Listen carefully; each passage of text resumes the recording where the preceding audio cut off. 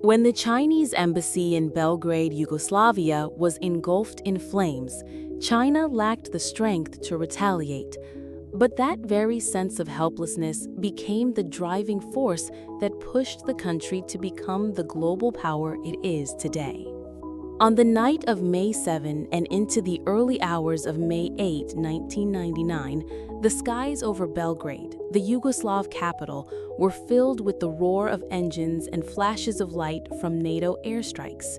Amid the chaos, 5 bombs struck a building that was not on the list of military targets. That building was the Chinese embassy. 3 Chinese citizens were killed and more than 20 were injured. The world was stunned.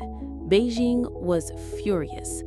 As many know, an embassy is not just an office abroad. It is considered sovereign territory, an extension of the nation itself. Bombing an embassy, whether by mistake or on purpose, is seen as a direct act of aggression against the state it represents. For China in 1999, this was not only a diplomatic insult, but also a public challenge to national dignity. Washington initially described the bombing as an accident, claiming that the intended target was a nearby military command center and that outdated maps had been used in the operation. But Beijing rejected this explanation outright. The Chinese embassy was clearly located outside the military zone, and the building's layout had been registered multiple times in international databases. China argued that the reasoning behind the mistake was unconvincing, possibly even a cover-up. Public anger spread rapidly across China. Thousands of people took to the streets in front of U.S. embassies and consulates in Beijing and Shanghai. Protesters held banners, shouted slogans, threw stones, burned American flags, and demanded a clear explanation. Several foreign embassies were forced to shut temporarily due to security concerns. Chinese media called it an unforgivable provocation.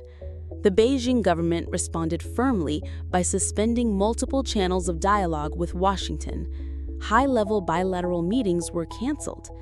China's official diplomatic agencies issued 4 clear demands. First, a public apology from the United States.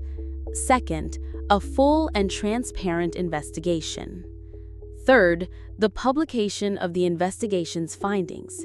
And finally, punishment for those responsible. U.S. President Bill Clinton eventually sent an official letter of apology to the Chinese government, a rare move. He called it a regrettable mistake and insisted there had been no intention to target China. However, reactions inside China showed that the apology was far from enough.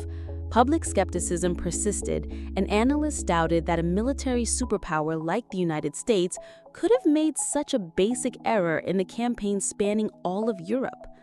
In his 2004 memoir, Clinton reiterated that the bombing resulted from faulty intelligence. Yet many Chinese officials remained openly skeptical. Li Zhousheng, China's ambassador to Washington at the time, argued that the bombs had been dropped from multiple angles in a way that could not simply be attributed to a single error. He further accused the U.S. of using the outdated map explanation to avoid political and moral accountability. Under growing diplomatic pressure and public scrutiny, the U.S. ultimately agreed to pay $32.5 million in compensation to China.